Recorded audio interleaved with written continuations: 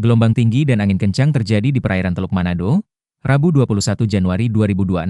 Pantauan Tribun Manado Co.id pagi ini, gelombang di Teluk Manado di 0,5 meter hingga 1 meter. Selain gelombang tinggi, disertai angin kencang. Ombak tinggi bergulung menghantam pesisir Manado. Sepanjang kawasan Megamas, deru ombak yang pecah menghantam bebatuan pantai jelas terdengar. Tidak terlihat sama sekali aktivitas nelayan di Teluk Manado. Tak ada satupun perahu atau kapal di perairan ini karena ombak tinggi. Arman, seorang nelayan yang datang memeriksa perahu yang ditambatkan di Megamas bilang kondisi ini sudah berlangsung 2 hari. 3 hari lalu masih cuaca sempat bagus. Makanya ada YG kasih turun perahu tapi ini mulai lagi, kata Arman.